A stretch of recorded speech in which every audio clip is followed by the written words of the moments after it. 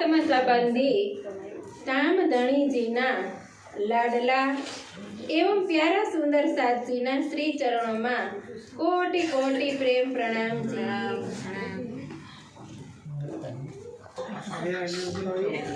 चलियो जुगा जाए रे सुध बिना सुध बिना सुध बिना सुध बिना चलियो जुग जाए रे सुध बिना। महामतीना धाम हृदयनी अंदर बेसी અને સ્વયં અક્ષરાતીત આ તારતમ વાણી આપણી આત્માને જાગૃત કરવા માટે કહી રહ્યા છે કે આપણા જુઓ કેટલા યુગ વયા ગયા પણ શું કોઈ યુગની અંદર આપણે એક પરમાત્માની ઓળખાણ થઈ ખરી? આવા એકવાર નહીં કીધું કે સતયુગ, ત્રેતા, દ્વાપર અને કલયુગ, કીધું કે 28 વખત વ્યતીત થઈ ગયા પણ કોઈ યુગની અંદર કીધું કે પરમાત્માની ઓળખાણ આવી નહોતી કે એ પરમાત્મા ખરેખર છે તો કોણ છે? તો કીધું કે 28માં કલયુગની અંદર એ પરમાત્મા જ્યારે કીધું કે આ સંસારની અંદર આવ્યા તો એ કોના માટે આવ્યા? તો કીધું કે એની બ્રહ્માત્માઓ માટે એ આ સંસારની અંદર આવ્યા। જો આજે બધા જ ધર્મગ્રંથો પુકાર કરીને કહી રહ્યા છે કે કલોરંતે ધન્ય કલોરંતે ધન્ય, તો શું આપણે એ કલયુગની શું મહત્તા છે એને સમજ્યા ખરા? કે ભાઈ આ સંસારની અંદર આપણે આવ્યા છે તો કોણ છીએ, ક્યાંથી આવ્યા છીએ અને ફરી પાછું કીધું કે આ સંસાર અને આ શરીરને છોડી આપણે ક્યાં જવાનું છે? શું આપણે આ શરીરને છોડ્યા પછી જે અંદર કીધું કે એક ચેતન શક્તિ જીવ છે એનું ઘર ક્યાં છે એની છે આપણે ખબર? આજે ભક્તિ તો આપણે કરી જ છીએ ને, એવું નથી કે આમાંથી કોઈ મનુષ્ય ભક્તિ વગર હશે। હર એકને પોતાના ઈષ્ટદેવ છે ને અલગ અલગ, પણ શું આપણે ક્યારે એનાથી શુદ્ધ થઈ ખરી? કે આપણું આ શરીર છોડ્યા પછી આની અંદરના જીવનું ઘર ક્યાં છે? આ જીવની ઉત્પત્તિ ક્યાંથી થઈ? આ સંસારની ઉત્પત્તિ ક્યાંથી થઈ? અને આ સંસારને ઉત્પન્ન કરવા વાળા એક પરમાત્મા કોણ છે? એ ક્યાં રહે છે? અને એ પરમાત્માનું કીધું કે સ્વરૂપ કેવું છે? શું આજ સુધી આપણે ઓળખાણ થઈ ખરી? ક્યારેય નથી થઈ। જો વિષ્ણુ ભગવાનના કીધું કે 24 અવતારો આ સંસારની અંદર વારંવાર આવે છે પણ શું એને આપણે ક્યારેય આપણા સ્વયંની ઓળખાણ કરાવી ખરી? કે આપણે કોણ છીએ, ક્યાંથી આવ્યા છીએ? આપી આપણને ઓળખાણ એને જે સ્વયંને નથી ખબર કે મારે આ પ્રલય આ સંસારનો પ્રલય થઈ જાય પછી મારું મૂળ ઠેકાણું ક્યાં છે? શું આપણે વિચાર પણ આવ્યો ક્યારે? હવે જો આ સૃષ્ટિ કીધું કે બનીને ત્યારથી કીધું કે એ ત્રિદેવો પણ છે, પણ છતાંય ત્રિદેવો કહે છે કે આ સૃષ્ટિનો વિસ્તાર એટલો બધો છે કે જેના ઓર છોરની પણ અમને ખબર છે નહીં।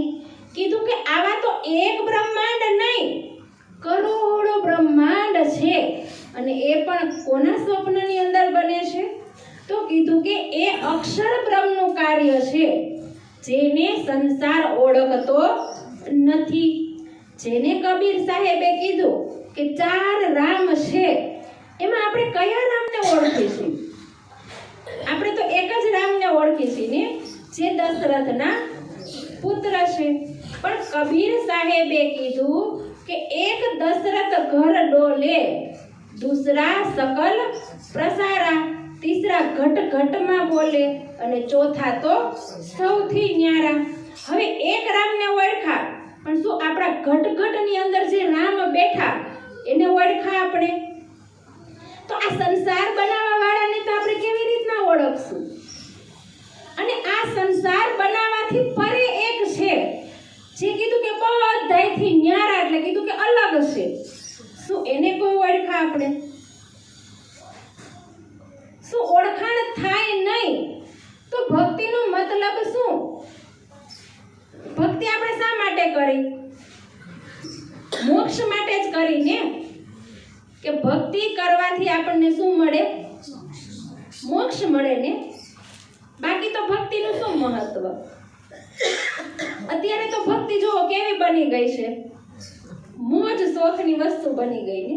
પણ ખરેખર પહેલાના ઋષિ મુનિઓ જોવો શું કરતા હતા? એ ક્યારેય કોઈ મૂર્તિની પૂજા કરતા હતા ખરા? કે હાલો એને એક મંદિર આશ્રમમાં બનાવ્યું અને એની પૂજા કરે. એ શું કરતા હતા? હંમેશા અધ્યયન કરતા હતા ને શાસ્ત્રોનું. કોઈ વેદોનું જ્ઞાન, કોઈ શાસ્ત્રોનું જ્ઞાન લઈ અધ્યયન કરતા હતા અને એના સાર રૂપની અંદર જો એ ધ્યાનમાં બેસતા હતા ને, તો ધ્યાનની અંદર આપણને એક જ્ઞાન પ્રાપ્ત થાય કે જેની આપણે કીધું કે આજ સુધી કોઈ ખોલી ન શકે ને એ વસ્તુ આપણે પ્રાપ્ત થાય. જે રાજા સિદ્ધાર્થ હતા ને, તો પહેલા તો એ રાજા જ હતા, પણ એને નાનપણથી કીધું કે એ વૈરાગ્ય બની જશે. તો જે મોટા મોટા સંત મહાત્માને મળવાથી એના પિતા શું કરતા? એને ત્યાં ન જવા દેતા.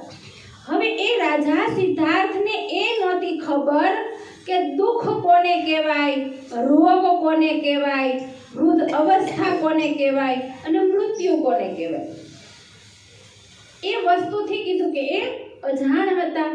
પણ હવે ઘરની અંદર પણ એને કેટલા દિવસ રાખી શકે પિતા?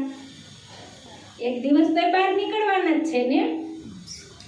તો કીધું કે એની ઉંમર મોટી થઈ ગઈ, એ યુવા બની ગયા બાળકમાંથી. તો એક દિવસ કીધું કે એ પોતાના રાજ્યની અંદર ફરવા માટે નીકળ્યા. તો કીધું કે રથની અંદર બેઠા અને રથને હાંકવા વાળા એક સારથી ભેગા હતા.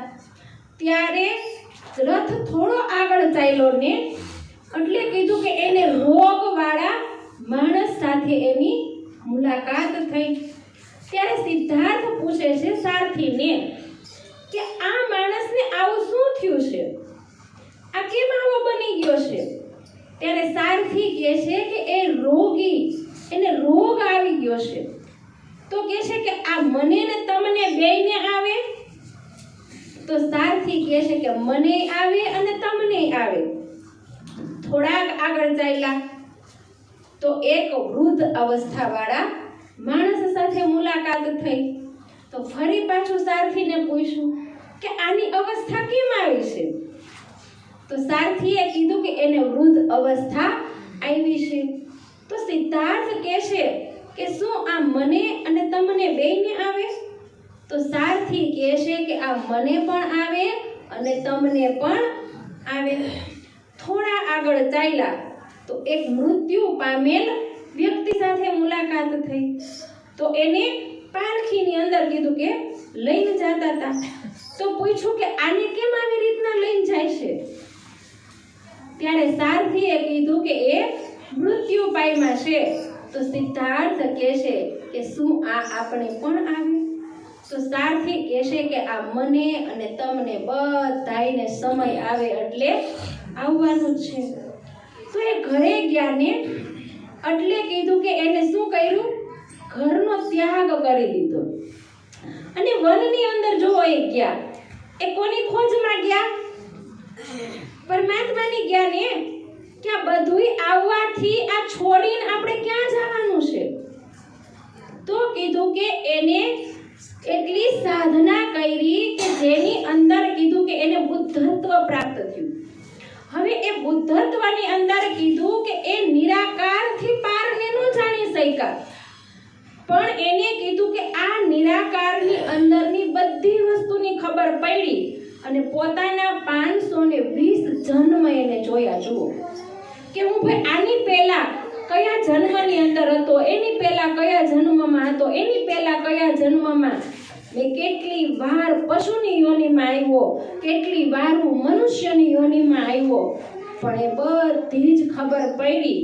પણ એક પરમાત્મા કોણ છે ને એની એને ખબર પડી નહીં.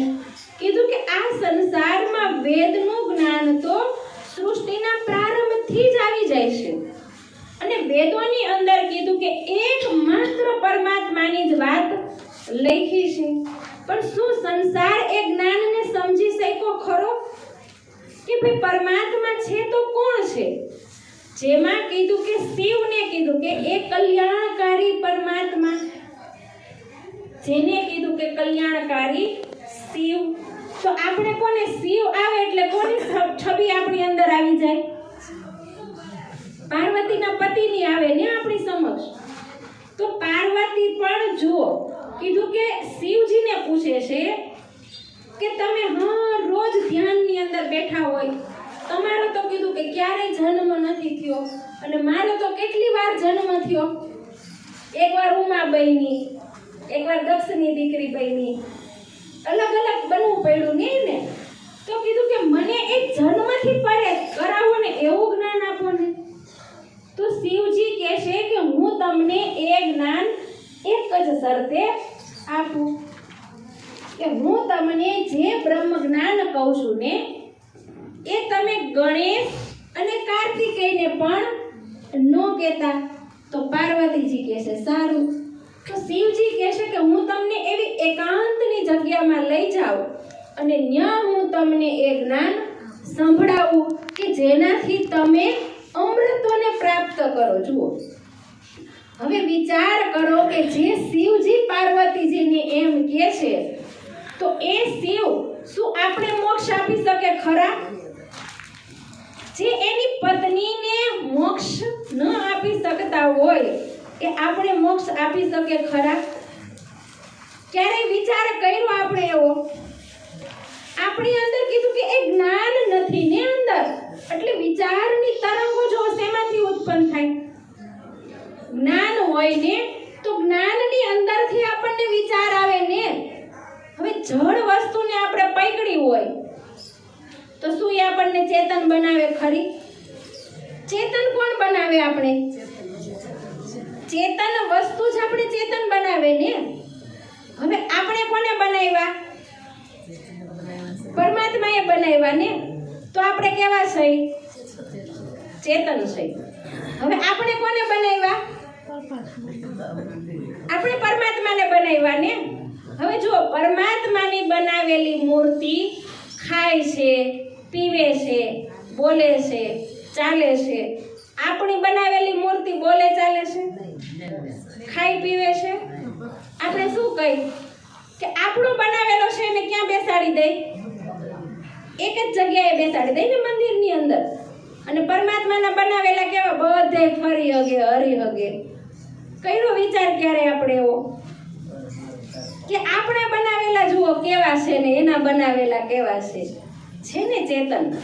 અને તોય પણ આપણે મંદિર બનાવીને એટલે એમાં શું કરીએ? આપણે મૂર્તિમાં પ્રાણ પ્રતિષ્ઠા કરીને. હવે એ મૂર્તિમાં જો વેદ મંત્ર વાંચવાથી, બોલવાથી પ્રાણ આવી જતા હોય તો આપણે મૃત્યુ પામી એમાં વેદોના મંત્રથી પ્રાણ કેમ ન આવી શકે? વિચાર્યું ક્યારે આપણે? આપણે કઈ વિચાર કરતા નથી અને આંધળી દોડની અંદર એવી દોડ લગાવી દઈને કે આપણે પછી શું સ્થિતિ થવાની છે એનો કોઈ વિચાર કરતા નથી. પણ વેદની અંદર કીધું કે એક પરમાત્માની વાત લખી. જો વેદોનું જ્ઞાન આપણે ગ્રહણ કરીને તો ખબર પડે કે વેદની અંદર એવી પરમાત્માની 8 મૂર્તિની વાત કરી, જેમાં પથ્થરની, માટીની, સોના, ચાંદી, રૂપા, ધાતુની, એવી રીતના કીધું કે 8 મૂર્તિની વાત કરી. એમાં પણ ચેતન મૂર્તિ કોને કીધી? જે જ્ઞાનમય મૂર્તિ છે ને એને જ ચેતન કીધી. તોય આપણે સમજી છીએ ને, અને આપણે શું કરી? કેવી મૂર્તિઓ બનાવી દે. હે, જો સારું મંદિર બનાવ્યું હોય પછી એમાં શું કહી કે મૂર્તિ પણ કેવી હોવી જોઈએ? સુંદર હોવી જોઈએ ને. મંદિર પણ સરસ હોય અને એની ઉપર કલશ કેવો હોવો જોઈએ? સોનાના કલશથી શું આપણી અંદર એ નિખાર આવે ખરો? શું આપણે મોક્ષ મળી જાય ખરો? હવે આપણે મોક્ષ મેળવવા માટે ક્યાં સ્નાન કરવા માટે જાય? ગંગાની અંદર જાય ને. તો એ ગંગાની અંદર કીધું કે જો આપણે એટલા પાપ કરીને તો ગંગામાં સ્નાન કરવાથી કીધું મોક્ષ મળી જતો હોય તો વિચાર કર્યો કે ગંગાની અંદર કેટલા પ્રાણી રહેતા હશે? માછલી એવા જળચર પ્રાણીઓ રહેતા હશે ને, તો એને મોક્ષ નહીં મળી જવાનો હોય. એક વખત કીધું કે નારદજી ગંગા માતા પાસે ગયા અને એને કીધું કે તમને આટલા ભક્તો આ પાપ દે, એ પાપનું તમે શું કરો? એ કે બધા અહીંયા આવીને પાપ ધોઈ જાય અને તમને આપી જાય તો તમે એ પાપનું શું કરો? તો ગંગા મૈયા કહેશે કે એ પાપને હું શું કામ રાખું? જે મારું છે જ નહીં એને હું મારી પાસે રાખી શકું? તો કે હું તો એ પાપ સાગરની અંદર જવા દઉં. તો નારદજીએ શું કીધું? હાલો હું સાગર પાસે જાઉં. તો એ સાગર પાસે ગયા તો સાગરને પૂછે છે કે જે ગંગાજી તમને પાપ આપે એને તમે શું કરો? તો સાગર કહે છે કે હું શું કામ રાખું એને? જે મારું છે જ નહીં હું તો એ વાદળોને આપી દઉં. તો નારદજી વાદળ પાસે ગયા, વાદળને પૂછે છે કે જે સમુદ્રમાંથી તમને જે પાપ મળે છે ને એ પાપને તમે શું કરો? તો વાદળ કહે છે કે મારું છે જ નહીં તો હું એને કેવી રીતના રાખું? હું તો જેનું છે એને વરસીને પાછું આપી દઉં. તો કોની પાસે આવ્યું હરીફરી? કોઈ પાસે રહ્યું ખરું? અને તોય આપણે શું કહી? આ વખતે કીધું ને કે જે કુંભનો મેળો થયો હતો ને, હવે એ મેળાની અંદર કીધું કે જે પહેલું શાહી સ્નાન કરે ને એને જો કેવા મહાન કીધા. તો શું એની અંદર પેલા કોઈ સ્નાન જ નહીં કર્યું હોય? સમુદ્ર મંથન થયું એટલે એ કીધું કે કુંભના મેળાનું શું મહત્વ? તો કીધું કે જ્યારે સમુદ્ર મંથન થયું તો કીધું કે જે દેવતાઓ અને દાનવોએ મેં શું કર્યું હતું? એને વલોવીને એમાંથી 14 રત્ન કાઢ્યા હતા ને. તો એ 14 રત્નમાંથી અમુક વસ્તુ દેવતાઓને આપી હતી, અમુક વસ્તુ દાનવોએ લીધી હતી. એમાંથી એક નીકળ્યું હતું અમૃત. હવે અમૃતને પીવાથી જો દેવતા અમર ન થઈ શક્યા હોય તો એમાં સ્નાન કરવાથી આપણે અમર થઈ જાય. હવે કીધું કે એ તો કેટલા યુગો પહેલાની વાત છે કે જેની અંદર સમુદ્ર મંથન થયું હતું ને. હવે એમાંથી પૂરું અમૃત જો ગંગામાં, શિપ્રામાં, ગોદાવરીમાં અને ત્રિવેણી સંગમમાં નહોતું પડ્યું. શું પડ્યું હતું એની અંદર? એ બૂંદો પડી હતી ને. તો એ બૂંદો આજ સુધી હોય ખરી? અમૃતની બૂંદો આજ સુધી હોય ખરી એમાં? જો એમાં કીધું કે સ્નાન કરવા માટે એ મુહૂર્ત અને ચોઘડિયાઓને જોઈ અને પછી સ્નાન કરે અને એમાં પણ કીધું કે કેટલી ઝપાઝપી થાય, કેટલા તો ગોળીબાર કરીને મૃત્યુ પામી જાય તો એ મોક્ષને પ્રાપ્ત કરવા કે પોતાના મૃત્યુને ભેટવા માટે? કયો વિચાર ક્યારે આપણે? કીધું કે 142 કે 44 વર્ષ પછી આ કુંભનો મેળો એવો આવ્યો હતો અને જેની અંદર પણ કીધું કે એ શાહી સ્નાનનું કેટલું મહત્વ હતું. જો જલની અંદર નાવાથી મોક્ષ પ્રાપ્ત થતો હોય તો આખો દિવસમાં આપણે કેટલી વાર નાહીશું? મોક્ષ થઈ જાય ને પ્રાપ્ત. પણ જલમાં નાવાથી શેની શુદ્ધિ થાય છે? શરીરની શુદ્ધિ થાય. ક્યારે જીવ નિર્મળ બનતો નથી. તો કેટલાય ખૂની ખૂન કરી અને ગંગામાં નાઈ આવે તો પાપ નું ધોવાઈ જાય એના. તો ગંગાએ તો કીધું ને કે હું આ કોઈના પાપ તો રાખતી નથી. જો ગંગામાં નાવાથી જ પાપ વયા જતા હોત ને તો આ સંસારની અંદર જ્ઞાનની જરૂર શા માટે પડત? નો જરૂર પડે ને જ્ઞાન હવે રામ છે એને પૂજા કઈ રીતે કે ગુરુકુળમાં ભણવા માટે ગયા હતા? હે? તો આપણે શું કરવું જોઈએ? આપણે રામની જ ભક્તિ કરીશું ને. ઘણા રામ ભક્ત હશે, પણ શું રામના ગુણોને ક્યારે આપણે માન્યા ખરા? રામ જે રાહ ઉપર ચાલ્યા એ રાહ ઉપર આપણે ચાલ્યા ખરા? આપણે કયું કાર્ય કરીશું? આપણે તો કહીએ જ છીએ ને કે રામે આપણને એક મર્યાદા પુરુષોત્તમનો જો આ સંસારમાં એ મર્યાદાઓને નિભાવીને હવે રામે કીધું કે પ્રજાના સુખ માટે એની પત્નીનો ત્યાગ કરી દીધો હતો. જે ગર્ભવતી હતી ને છતાંય એનો ત્યાગ કર્યો હતો. આપણે કરી શકશું રામ જેવું? રામને કીધું કે સવારે ગાદી ઉપર બેસાડવાના હતા અને રાત્રે જ કીધું કે એક માતાનો આદેશ આવ્યો કે વનની અંદર જવાનું. તો શું રામે ઠુકરાવ્યો હતો? અને આપણે તો કોઈ એવો આદેશ નથી આપવાના. પણ કદાચ આપણે કોઈ ફરવા માટે દિવાળી આવતી હોય ને તો ઘરવાળા નો લઈ જવાના હોય ને તો આપણી સ્થિતિ કેવી થઈ જાય? જે સીતાએ કીધું કે એક રાજઘરાનાની અંદર કુલવધુ નારી બનીને આવીને એ જો વનની અંદર ગઈને તો સંસારની સ્ત્રીઓને કીધું કે શું સંદેશ આપ્યો એને કે પતિવ્રતા સ્ત્રી કેવી હોવી જોઈએ? તો શું આપણી અંદર પતિવ્રતાનો ગુણ છે ખરો? આપણે માની તો રામને સીતાને બધાને માનીશું ને, પણ શું ગુણ છે આપણી અંદર એના? રામ એટલે માત્ર કીધું કે રામને માનવા વાળા માટે નથી.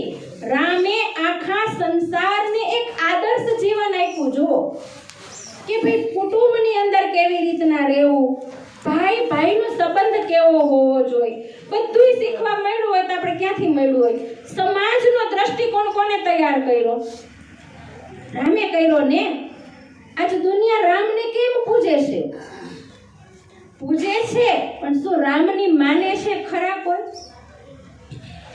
રામાયણની અંદર ક્યાંય કોઈ વસ્તુ લખી નથી, પણ આપણે રામાયણ વાંચી નથી ને એટલે કથાકારો આપણને શું સમજાવીને જાય? સત્ય શું લાગે આપણે?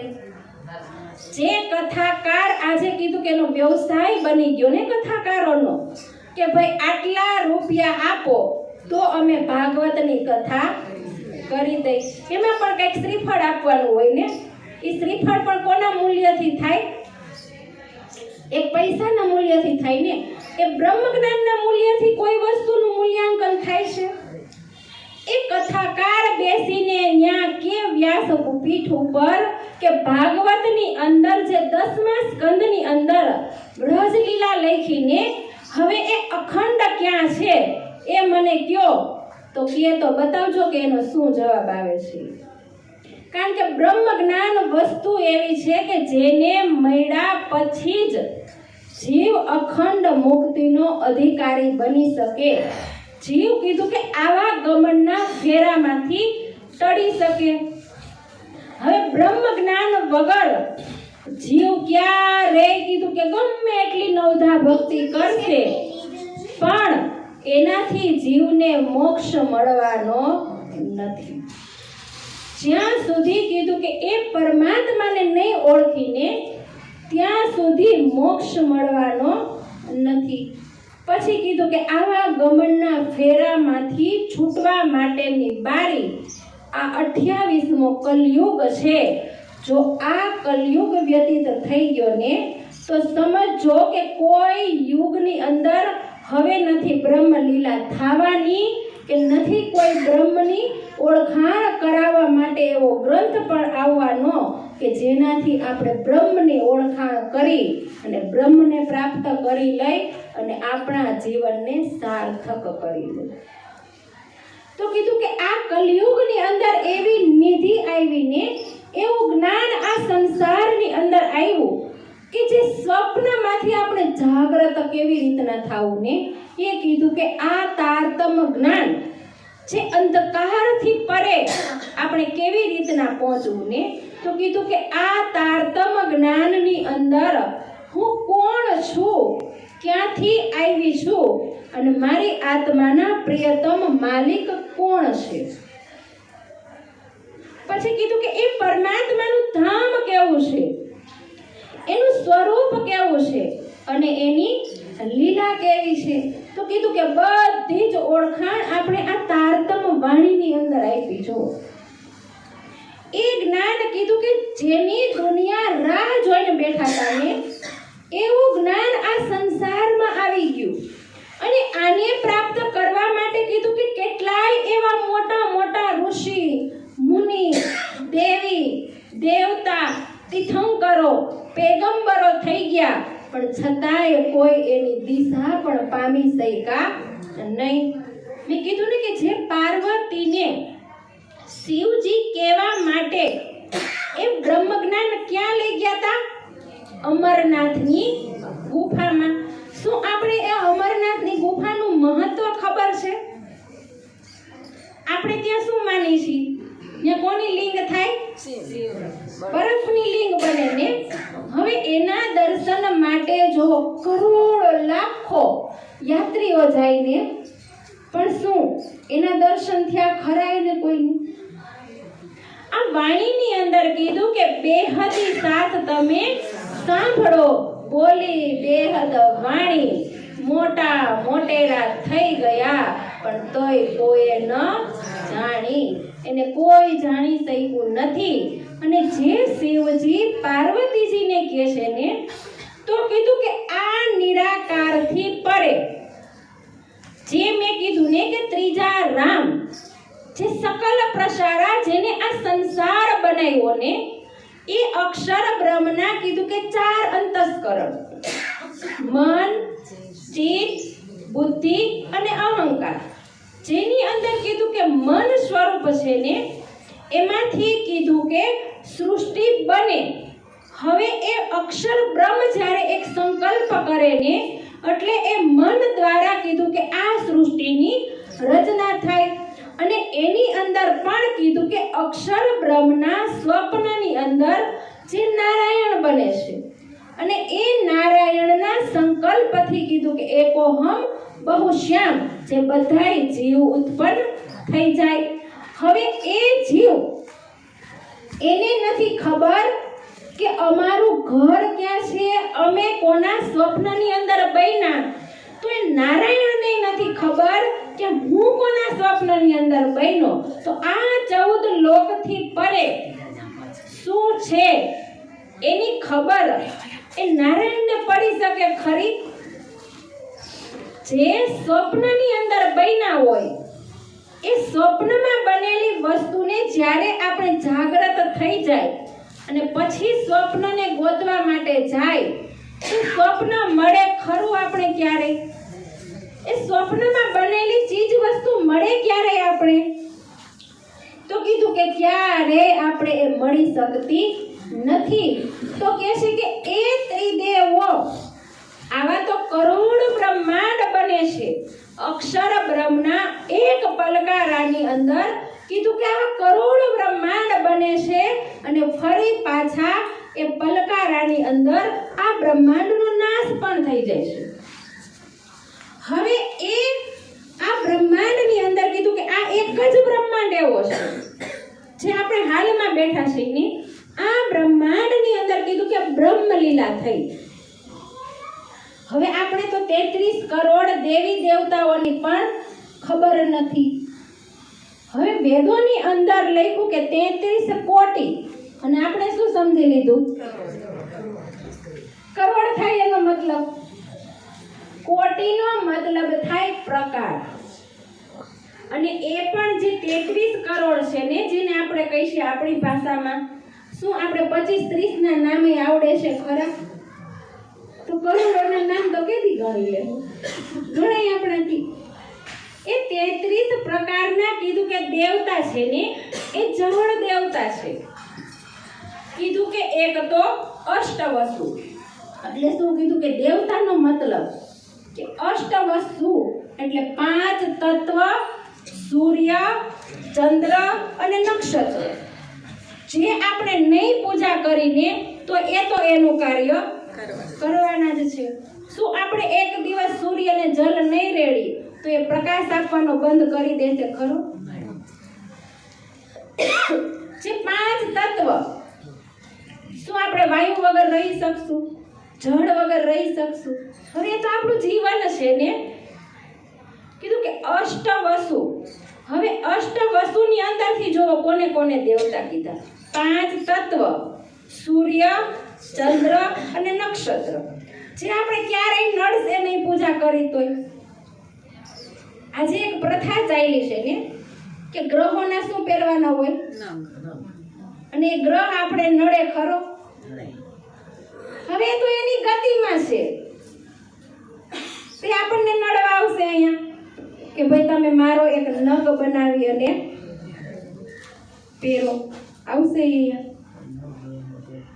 ક્યારેય આપણને એમ કહેવા નહીં આવે કે હું તમને નડું છું. આજે મંદિરોની અંદર જઈ અને આપણે શનિદેવને કેટલું તેલ ચડાવશું કે હવે તેલથી શનિદેવ આપણને કાંઈ નહીં કરી શકે એની શું ગેરંટી કે શનિદેવ આપણું કાંઈ બગાડશે નહીં? આજે કીધું કે એના દર્શન માટે કેટલી લાઈનો લાગી હોય તો બિચારા ગરીબનો તો કીધું કે વારોય નથી આવતો મંદિરોમાં. જુઓ, એની પાસે તો પૈસા હોય તો જ વીઆઈપી લાઈનમાં દર્શન મળે ને, નકર મળે છે કોઈને દર્શન? શું એને એ પ્રથા રાખી હતી, મંદિર બનાવ્યું હશે, કોઈની આસ્થા હશે ત્યારે કે ભાઈ આવા માણસો જ મારી પાસે આવવા જોઈએ? પરમાત્મા માટે તો કીધું બધાય સમાન હોવા જોઈએ ને. છે આપણે સમાન. પછી કીધું કે 12 વર્ષના 12 મહિના, અષ્ટવસુ અને 12 ની અંદર કીધું કે જે વર્ષના 12 મહિના છે ને.